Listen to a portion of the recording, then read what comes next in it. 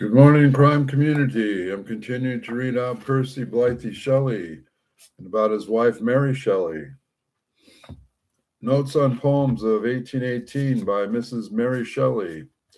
How often hear of poems disappointed by a first visit to Italy? There is nothing Shelley's case. The aspect of its nature, its sunny skies, its majestic storms, of the luxuriant vegetation of the country, and the noble marble-built cities enchanted him. The sights of the works of art was full enjoyment and wonder.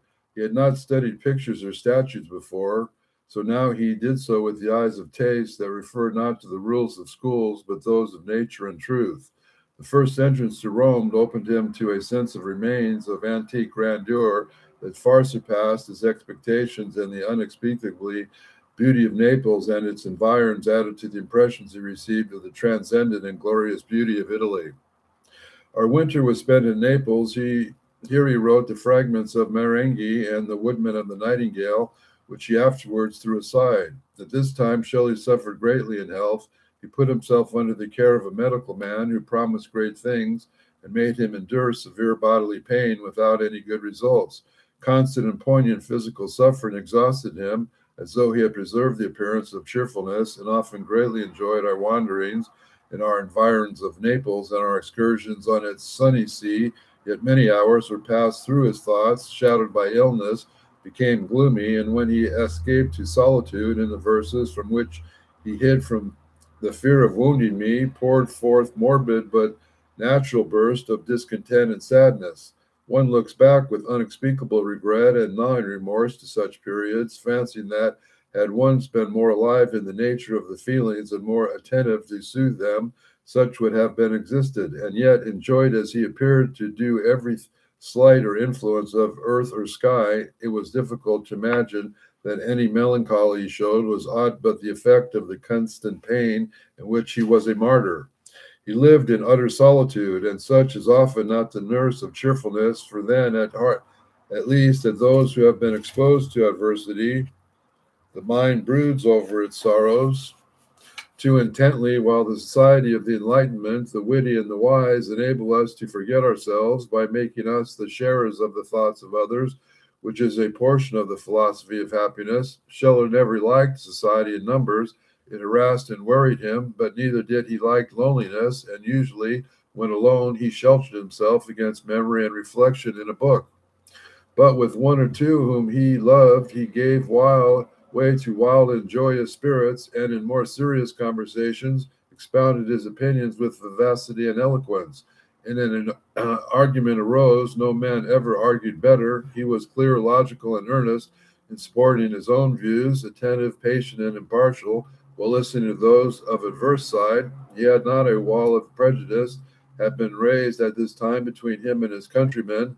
How many would have sought the acquaintance of one whom to know was to love, and to revere? How many of more enlightened of the contemporaries have since regretted that they did not seek him?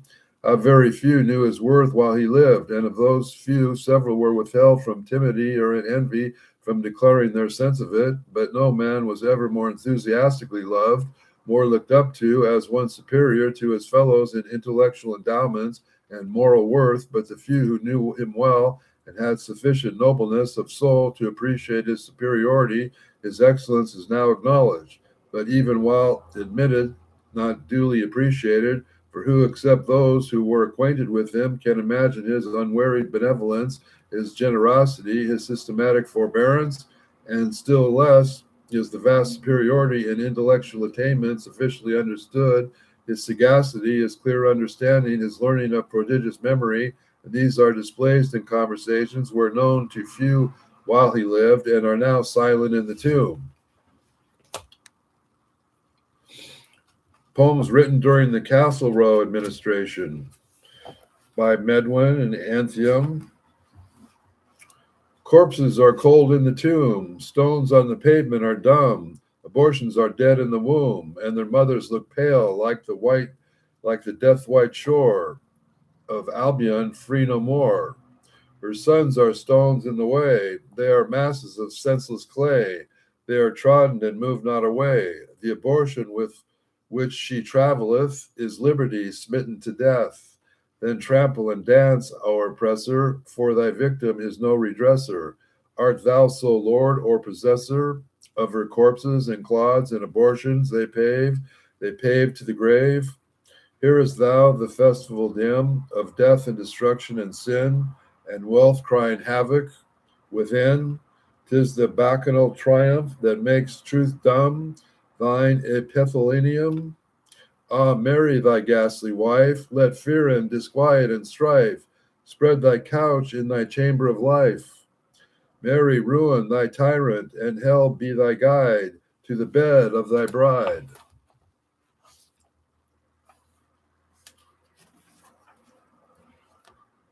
Songs to the Men of England, published by Mrs. Mary Shelley, Political Works, 1839, first edition.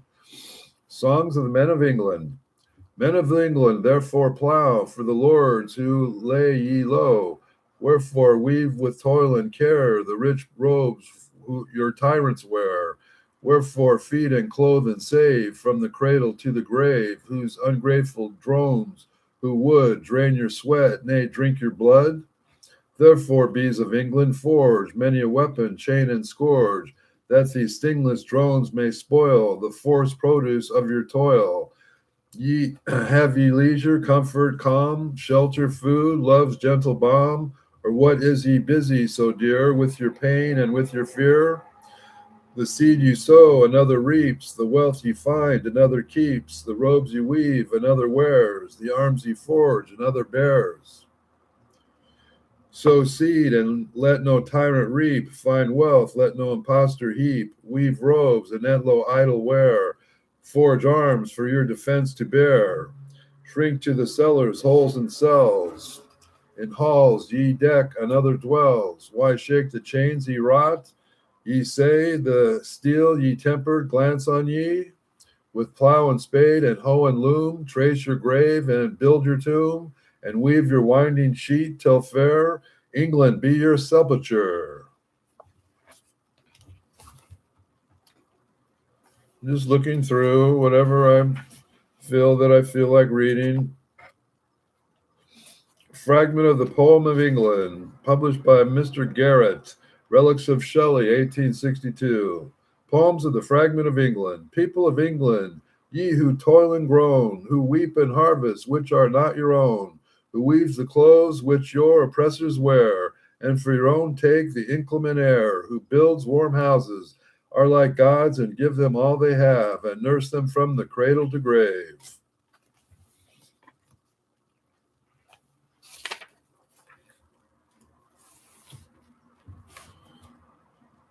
Published by Mrs. Shelley, Political Works, 1839, first edition. Sonnet in England in 1819.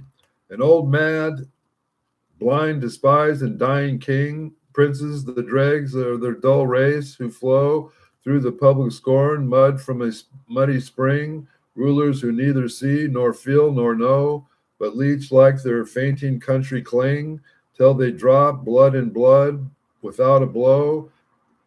People starved and stabbed in the untilled field, an army which litter aside and pray makes as a two-edged sword to all who wield golden and sanguine laws which tempt and slay, religion Christless, godless, a book sealed, a senate, time's worst statute unrepealed, our grace from which a glorious phantom may burst to illuminate our tempestuous day.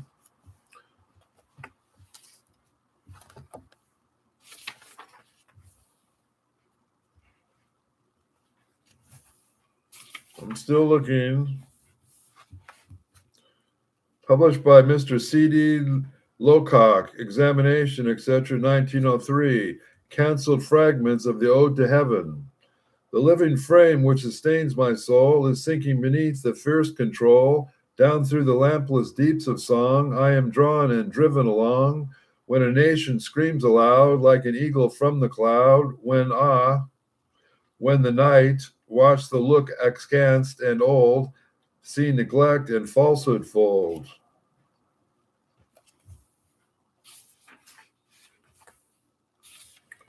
Published in the Prometheus Unbound, 1820, dated Pisa, April 1820.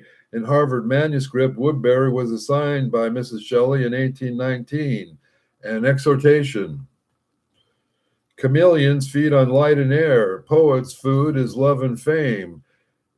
If in this world of care, poets could but find the same, with a little toil as they, would they ever change their hue as the light chameleons do, suiting it to every ray 20 times a day. Poets are on this cold earth, as chameleons might be, hidden from their earthly birth, in a cave beneath the sea, where light is, chameleons change. Where love is not, poets do. Fame is love distinguished, if few find either, never think it strange that poets range, yet dare not stain with wealth or power a poet's free and heavenly mind. If bright chameleon should devour any food but beams and wind and wind, they would grow as earthly soon as their brothers lizards are, children of a sunnier star, spirits from a beyond the moon, or refuse the boon. This will be the last poem I think I'll read today. Published with the title Susan, written for an Indian air in the Liberal 2, 1822. Reprinted Lines of an Indian Air by Mrs. Mary Shelley, posthumous poems, 1824. This poem is included in the Harvard manuscript book. There is a description by Robert Browning of an autographed copy presenting some variations from the text of 1824. The Indian Serenade. I arise from dreams of thee in the first sweet night of night, when the winds are breathing low and the stars are shining bright. I arise from dreams of thee, and a spirit in my feet hath led me, who knows how, to thy chamber window sweet. The wandering airs they faint on the dark and silent stream. The champak orders fail, like sweet thoughts in a dream. The nightingale's complaint, it dies upon her heart, and I must on thine, O beloved, as thou art. O lift me from the grass, I die, I faint, I fail. Love thy, let thy love in kisses rain, and my lips and eyelids pale. My cheek is cold and white, alas, my heart beats loud and fast. O press it to thine own again, where it will break at last.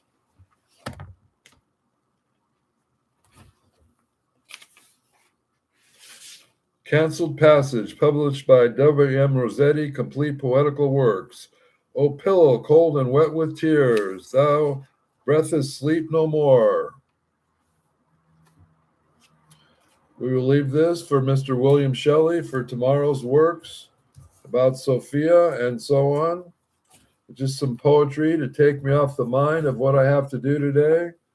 A lot of things to do today. So if there's anything you're enjoying this at all, and there's any truth in liking what I'm sharing about the American English poetries who led to our modern women's liberal women's rights, welcome to America, and have a nice day. God bless the children and the women of America and the world.